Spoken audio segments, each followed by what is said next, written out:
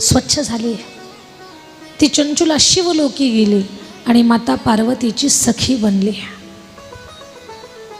किती मोठं भाग्य तिला मिळालं. आई पार्वतीची ती सखी झाली. दोघी जणी गप्पा मारतायत. एक दिवस चंचुला म्हणते, माते, मी शंकराची सेवा केली तर शिवलोकी आले. माझा पती सर्पदंशानं मेला आणि असं मी ऐकलंय की सर्पदंश झालेल्या माणसाला, म्हणजे सर्पदंश झाला आणि त्याचा मृत्यू झाला तर त्या माणसाला मुक्ती मिळत नाही, असं मी ऐकलंय.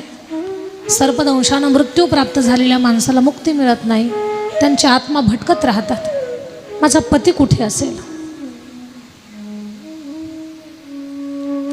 माता पार्वतीनं पाहिलं दिव्य दृष्टीनं तर या चंचुलेचा पती बिंदुक ब्रह्म राक्षस होऊन पर्वतामध्ये पहाडीमध्ये फिरत होता. चंचुले, तुझा पती ब्रह्म राक्षस झालाय. चंचुला म्हणते, माता पार्वती, माते, मी आता तुझी सखी झाले, पण माझा पती तिथे राक्षस होऊन भटकतोय. या गोष्टीचं मला वाईट वाटतं. कोणी म्हणाल मला इथं, ताई, तिचा पती मेला, ती देवलोकी गेली, तरी तिला त्या पतीचं काही विचार करण्याची गरज आहे? तर माझ्या ताईंनो माझ्या दादांनो बोलणं माझं कान देऊ नाही का? आई आणि वडिलाचं नातं एका जन्माचं असतं आणि पती पत्नीचं नातं हे 7 जन्माचं असतं. 7 जन्म ते पती पत्नी बनत असतात. पती पत्नीचं नातं 7 जन्माचं, आई वडिलाचं एका जन्माचं. वडाच्या झाडाला किती फेऱ्या मारता तुम्ही? मनातील तेवढ्या मारतात काय? वाटतात तेवढ्या? 7 फेरे. लग्न प्रसंगी यज्ञ कुंडाला किती फेरे असतात? झोपल्या काका? आता तुम्ही फेरे मारले म्हणून तुम्हाला विचारतोय आम्ही, सांगा किती फेरे असतात? 7. वडाच्या झाडाला 7. का? 7 जन्माचं नातं राहतं पती आणि पत्नीचं. भले ते या जन्मात खूप नशा करत असेल, पण पुढच्या जन्मात त्याच्याशीच गाठ पडणार आहे तुमची. हा, त्याची पुढे तरी नशा सुटावी. मग आता देवधर्म करत चाला, नामस्मरण करत चाला. आणि आई वडिलाचं एका जन्माचं नातं असतं, म्हणून त्यांना कधी दुखवू नका. कारण पुढच्या जन्मात त्यांची गाठ भेट पडेल का नाही काही सांगता येत नाही. कधीच माईबापाला दुखवायचं नाही, त्यांना त्रास होईल असं कधी आपण वागायचं नाही. कारण ते एका जन्माचे आपले साथीदार आहेत, आपले सोबतीला आहेत. त्या चंचुलीला वाईट वाटतंय. ती म्हणते, माझा पती तिकडे ब्रह्म राक्षस झालाय मा, मी तुझ्याजवळ बसली पण मला सुख लागत नाही. माझ्या पतीची मुक्ती होईल असं काहीतरी कर आई. माता पार्वती म्हटलं, चिंता करू नको, तुझ्या पतीचा उद्धार होईल असं आपण काहीतरी करू. आता एक गोष्ट ऐका बरं का टाकरखेडा. नारायणाचं भजन करणारे नारद जे आहेत, अखंड नारायण नारायण नारायण म्हणतात, तसं शंकराचं भजन करणारे एक भक्त आहेत, त्यांचं नाव आहे तुंबर.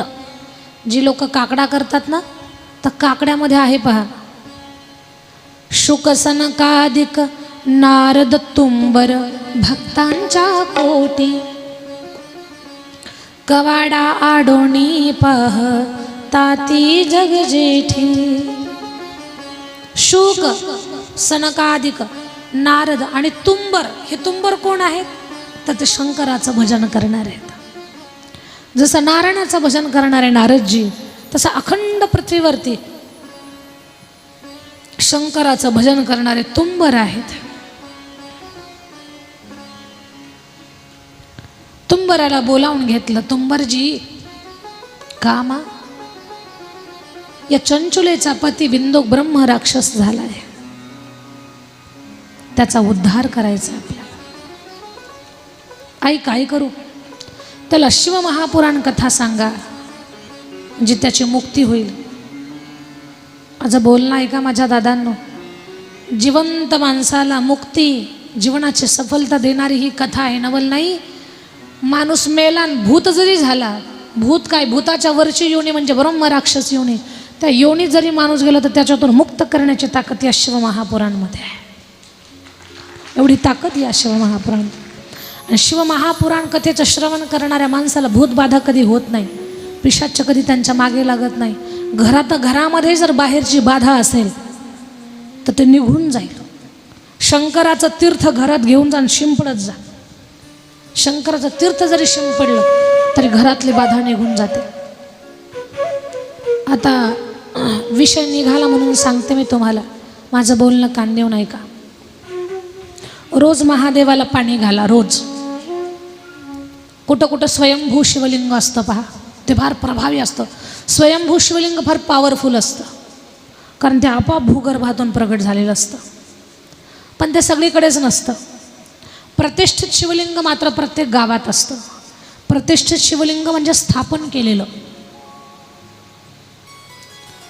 देव ब्राह्मणांनी मंत्र उच्चार करून ज्या शिवलिंगाची स्थापना केली ते प्रतिष्ठित शिवलिंग. तर त्या शिवलिंगाला रोज घरातून तांब्याभर पाणी घेऊन जा आणि शिवलिंगाला रोज पाणी घाला. माझं बोलणं कान देऊन ऐका, मी पुढे पुढे पण कथेत सांगणारच आहे. रोज जर आपण भगवान शंकराला एक तांब्याभर पाणी घातलं, मग महिलानं घालू द्या किंवा पुरुषानं घालू द्या, ज्या घरातलं रोज तांब्याभर पाणी महादेवाच्या शिवलिंगावर पडतं त्या व्यक्तीचा पितृदोष, कालसर्पदोष आणि वास्तुदोष निघून जातो. तिन्ही दोष नष्ट होतात. म्हणून तर म्हणतात एक लोटा जल सब समस्या का हल. फक्त एक तांब्याभर पाणी, एका तांब्याभर पाण्यानं प्रसन्न होणारा हा देव आहे. आणि पहा, तरुणी लेकरं आहेत आपली, पण जर मायबापाचं ऐकत नसतील,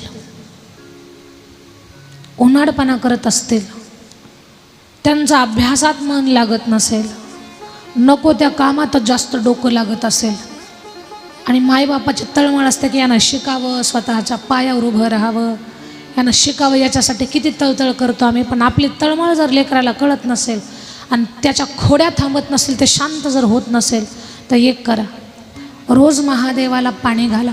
आणि महादेवाला तांब्याभर पाणी घालताना अवधूतेश्वर महादेवाचं नाव घ्या.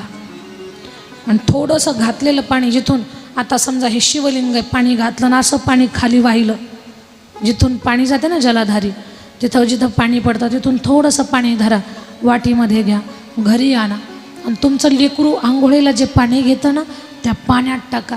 3 महिन्यात तुमचं लेकरू शांत होणार, त्याच्या खोड्या बंद होणार. तुमची जशी भावना आहे की माझं मूल असं झालं पाहिजे, ते तसं होणार. हे श्रद्धेय पंडित प्रदीप मिश्राजी महाराज यांनी सांगितलेला उपाय आहे. खूप लोक त्यांचे उपाय करतात आणि खूप लोकांना अनुभवसुद्धा येतो.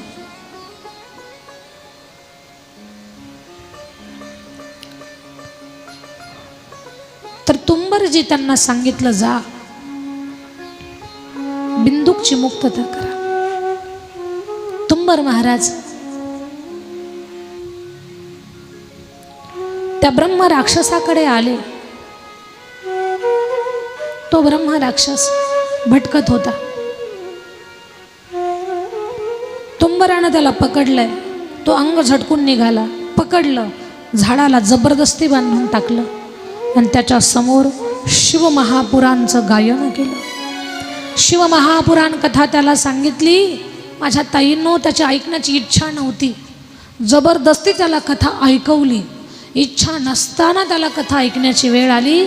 जेव्हा कथा पूर्ण झाली, त्याचा तो ब्रह्म राक्षसाचा देह संपला. दिव्य देह त्यानं धारण केला आणि शिवलोकी गेला. हर हर. इच्छा असून आपण कथा ऐकणं, आपल्याला पुण्यफल तर मिळणारच, पण इच्छा नसताना सुद्धा जी लोक कथा श्रवण करतात त्यांचं सुद्धा कल्याण करणारी ही शिवमहापुराण कथा आहे.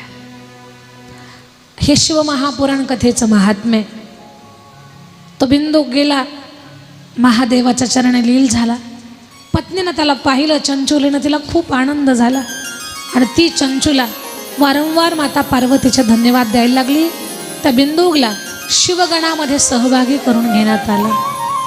ही महादेवाची असीम कृपा आहे. माझा भोळा देव खरंच भोळा महादेव आहे.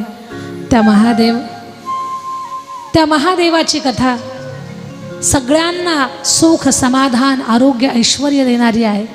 फक्त अंतःकरणात श्रद्धा असावी. श्रद्धा जर नसेल आणि श्रद्धेच्या जागेवर संशय असेल तर कान फुटेपर्यंत कथा ऐका, तुम्हाला फळच मिळणार नाही. पण बहिऱ्या कानानंही तुम्ही श्रद्धेनं कथा ऐका, तुम्हाला फळ मिळाल्याशिवाय राहणार नाही. अरे ऐकूच येत नाही पण भाव आहे मनात, तरी फळ मिळेल तुम्हाला. हा या भावनेचा, सद्भावनेचा परिणाम आहे. माझ्या